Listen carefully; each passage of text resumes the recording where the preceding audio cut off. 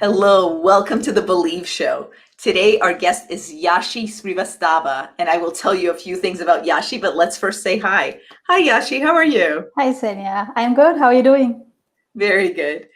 So today on the Believe Show, as you know, we're going to ask the Believe question about what Yashi's counterintuitive beliefs are. But before we do, let me tell you just a little bit about her. So we know each other from the positive psychology world, and because we're both coaches. Yashi is a coach, a teacher, and a writer. She's passionate about helping people cultivate inner peace. And you may hear some of that come out today. Well, Yashi began her career teaching computer programming. Her lifelong fascination with the human mind led her to become a people development professional. And in a career spanning over 10 years, Yashi has helped numerous clients transition to more fulfilling careers, to parent with greater calm and balance, and to become more authentic, effective leaders. I actually really especially like her work with leaders, so we'll probably touch on that. You can learn more about Yashi here at this website. So hold on. You can learn more about Yashi here. And the other thing that I want to tell you is that we are going to start with the first question of, what field are you in? What field would you consider that you're in? Yeah, so it's a combination of positive psychology, which is the science of happiness, and coaching. So I think of myself as a positive psychology coach. If you think about yourself within the context of your field, what is something that you believe to be true that others in your field would not agree with you about? Yeah, that's a great question. And I don't know if they would agree or not agree so much, but I think there isn't enough conversation happens about this belief that I have. And so the field of positive psychology has been famously described in 3 words as other people matter. And I think that's absolutely true. I completely stand behind that idea. And at the same time, while we have these relationships with other people that are really important for our well-being, I believe that we also have a relationship with ourselves. And there isn't enough conversation that happens about the kind of relationship that we have ourselves and the role that that plays in our overall experiencing peace and well-being in our life. Can you say more about that? What is our relationship with ourselves? What do you encompass in there? Yeah. So it seems pretty broad, I know. And so when I think about relationship with ourselves, I draw parallels to how we have relationships with other people. So think about people that you love, that you have in your life, that you consider important to you, and think about how you treat those people. Chances are that you treat them with love, with respect, with compassion, with kindness, with acceptance and all of those things. And now think about if you treat yourself with the same kind of love, compassion, kindness, and acceptance and forgiveness as you do other people. And what I found in my experience, and there is a whole body of research around this as well, is that more often than not, we are much harder on ourselves than we are on other people. And in other words, our relationship with ourselves is often not something that we nourish and nurture on an ongoing basis like we do for other relationships. Can you give me an example of something that you've seen either in a leader that you've coached or in a colleague where they've done really well at this, at nurturing the relationship with themselves? Yeah, that's such a great question. This is actually a leader that I've been working with for the past few months. And when we began our work together, self-compassion, which is a part of having a good relationship with ourselves, was one of the skills that he was not very good at. And through the course of our work together, he's really embraced this idea of self-compassion, started applying it to his life. And so Kristen Neff is the leading researcher on the topic of self-compassion. And she talks about 3 elements that self-compassion has. So it involves being kind to yourself. It involves accepting that you are a human being like everyone else. You make mistakes, you have failures like everybody else. So we share a common humanity with people.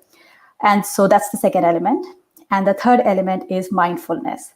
So when you're experiencing distress, when you're being hard on yourself, being able to notice that in the moment is what the mindfulness aspect of it. And so he, in our work together, has really developed all these 3 qualities. And he gives examples of how there are times when he notices that he's having this challenging emotion and thought, and he reminds himself, this is a moment of suffering. And I'm experiencing this right now. And suffering is part of life. It happens with everybody. And what I need right now is kindness, and I can be kind to myself because I know how to be kind to other people. And so he directs that kindness to himself, and he's really grown in that skill in the last few months. Mm-hmm. One quick question from a viewer. What is the name of the Kristen Neff book? Yeah, it's called Self-Compassion. Self-Compassion. Self-Compassion. What are the downstream effects of doing something like that when you do cultivate these three practices that you just described? So when you talk about downstream acts, what happens as an impact of doing? Yeah. I'm going to put on my skeptical hat. Yes. Those are wonderful things to cultivate. I'm a big fan of the self-compassion research. I suppose I've never come to this before, and I'm here and I'm watching Yashi for the first time and talking about this. I want to know, how will this help me achieve? How will this help me with results? How will this help me not only with how I feel about myself and how I feel about my emotions, but actually be more productive, more effective, even more helpful to other people? Mm-hmm. Yeah, that's. Feel free to push back at me and say, Senya, that's not the point, but that's a question I have. Yes. Okay. So I think I do believe that may not be the entire point of self-compassion, but there are results. So self-compassion has been tied to, in research, has been correlated with higher levels of happiness, optimism, brain functioning in the regions associated with joy and positive emotions. And so it has a lot of these effects that you experience. And one of the criticism that self-compassion often gets is that, if I'm so, kind to myself and compassionate to myself, won't I just let myself off the hook and not be motivated to do much and just like sit in my bubble and watch TV all the time? And the research actually finds that that's not true. And on the contrary, self-compassion is a better motivator for you to be able to go after your goals and achieve outcomes as compared to self-criticism. And I can give you an example from my own life, because I've had this journey myself of self-criticism to greater self-compassion. And this was a few years back. I had just started my business, and I was a new entrepreneur, and I was having all these self-doubt and criticism. And at the end of each day, I would feel like I wasn't productive enough. I didn't do well. And what would happen is I would get further demotivated as a result of it, and question whether I was going to be able to make it and all of that, right? So it kind of got me into a downward spiral, even though I was trying to motivate myself by saying these things. But when I switched gears and when I started to talk to myself kindly, it started showing different results. So because I felt good on the inside, I was more motivated to pursue the goals, to persist even in the face of adversity. And I've built a business over the past few years more with self-compassion than self-criticism. That's a really cool example, because you can just tell in the way that you're describing things that you do want to achieve a lot. You're very ambitious in this way, but you're saying, hey, I needed to temper that, and that helped me with growing my business. Yeah. And even if you apply this to the context of leadership and organizations, right? If as a leader, you want to motivate your team, what is a more effective strategy? Do you just beat themselves up all day long? Is that how you motivate? And is that the most sustainable way you found to motivate your employees? Or do you do that in balance? So you definitely give them constructive feedback. You want them to grow and develop, but you do it kindly. You don't have to be, all critical and upset with them all the time. Mm-hmm, mm-hmm. I want to share your website. Is it Yashi.Srivastava.com or .net? It's both, actually. Okay, yeah. Great. Okay. Super. So I'm sharing the website right now, so people can also find that. It's in the links.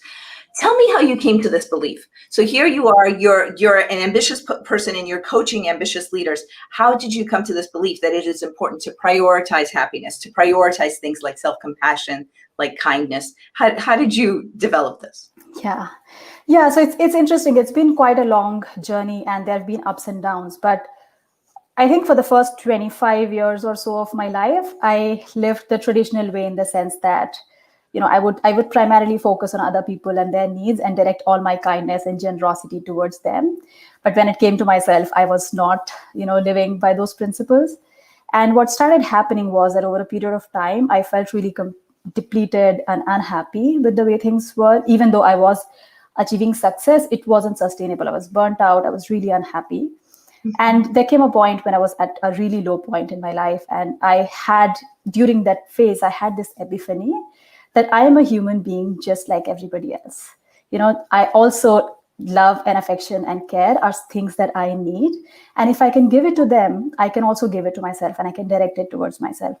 And that kind of started this trajectory of trying to be kinder to myself, to learn about what is it that I wanted, how can I fulfill my needs, in addition to what I was doing for other people.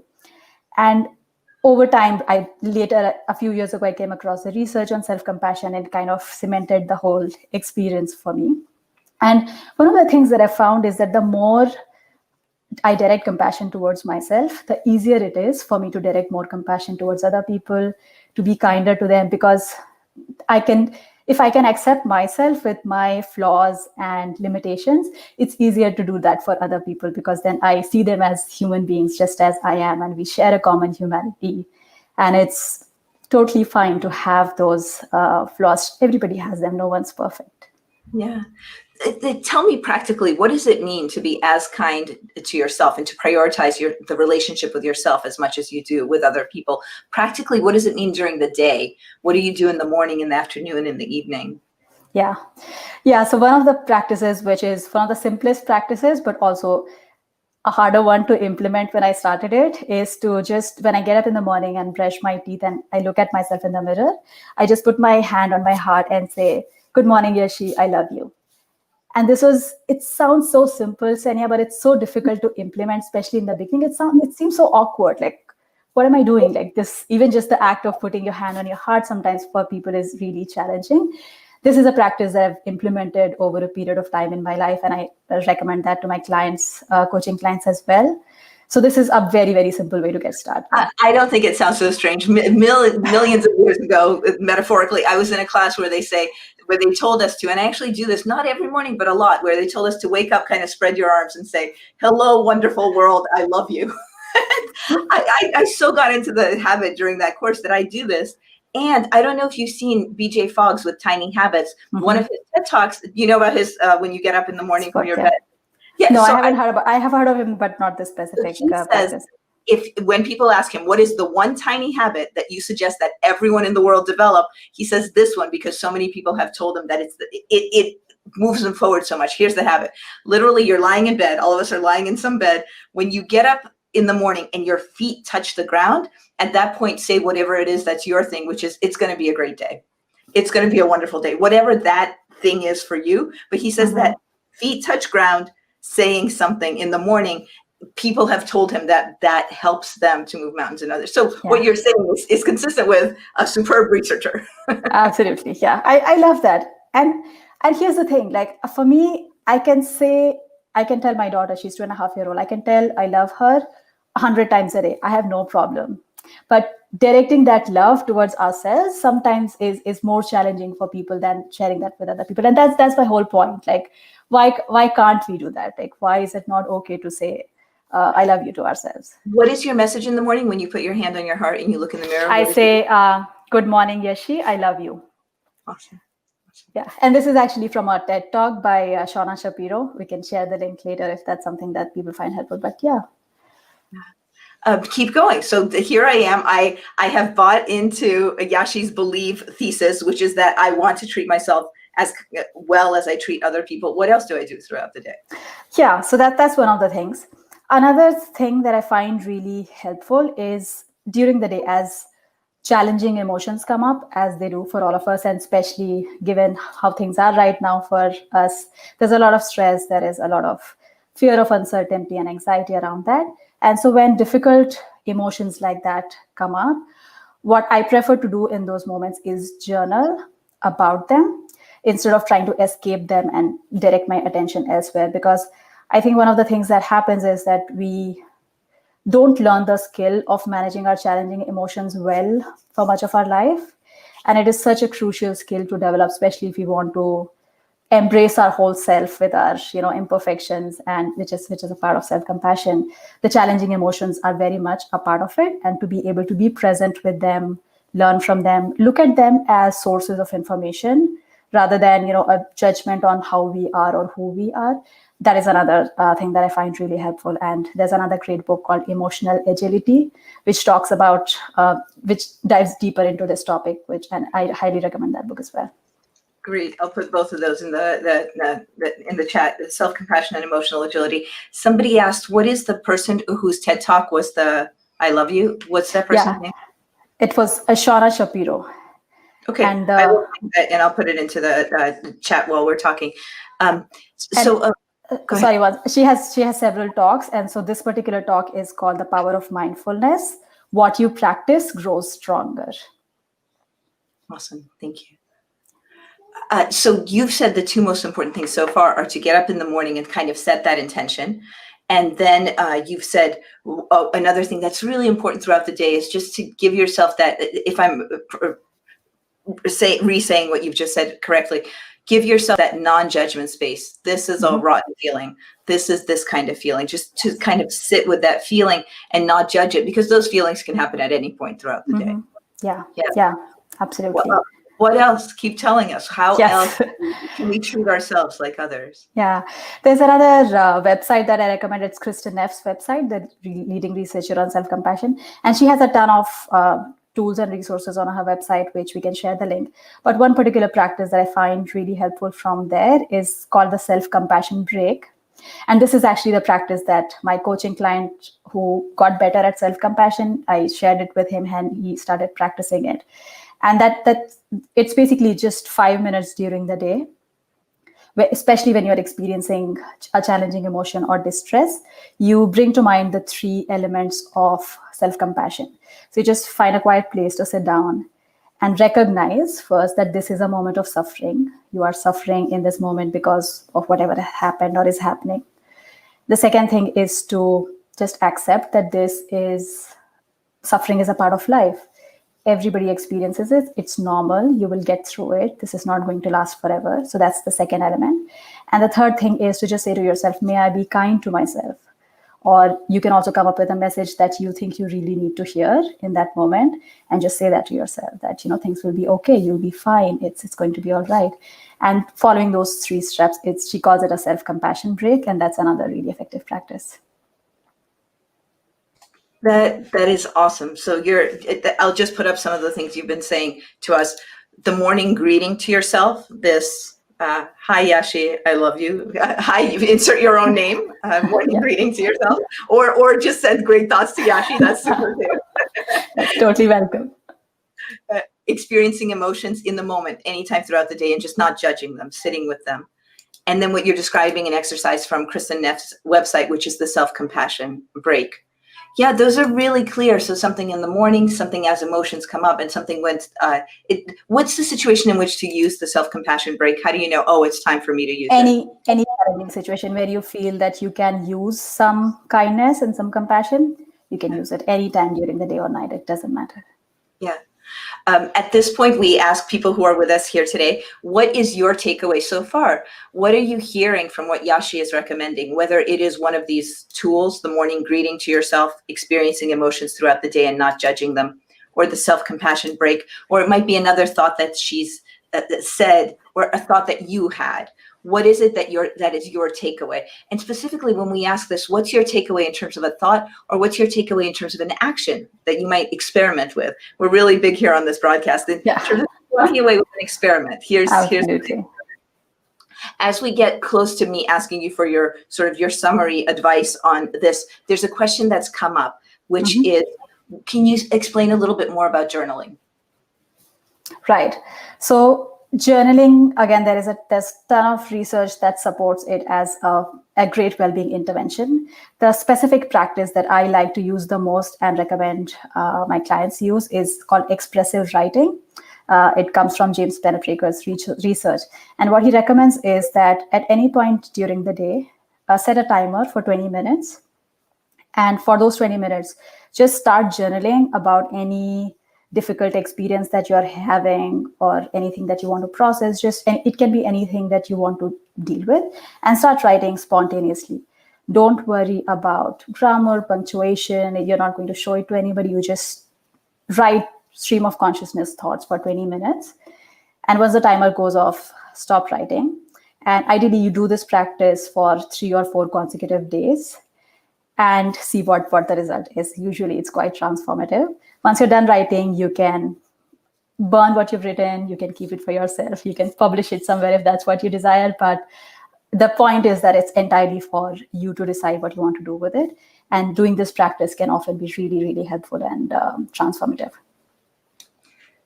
Very neat, very clear description. What are some of the things people should look for? So let's say I've journaled for 3 days at 20 minutes. What kinds of things? You said they're transformative experiences. Right. Yeah. So one of the things is, as you journal, instead of focusing on, or rather try to focus on, what is it that you're learning from this experience? So try to make meaning out of whatever that experience is. What is the takeaway from you? What is it trying to teach you? And so having those kinds of having that kind of a focus area over the end of these 3 or 4 days, likely you will leave with some insights about that experience that has been bothering you. You may just feel better overall, having processed and experienced this experience, and so it may be like you experience positive emotions, but largely just meaning making, learning, and getting insights from it is what most people report out of it. Mm-hmm, mm-hmm. Thank you very much for that. That reminds me of a really funny, I follow this one clinical psychologist, and he said once he writes a blog, once he got into a mountain biking accident, he went over the handlebars and he fell. And he said, the first thing that I thought is, what am I supposed to learn from this?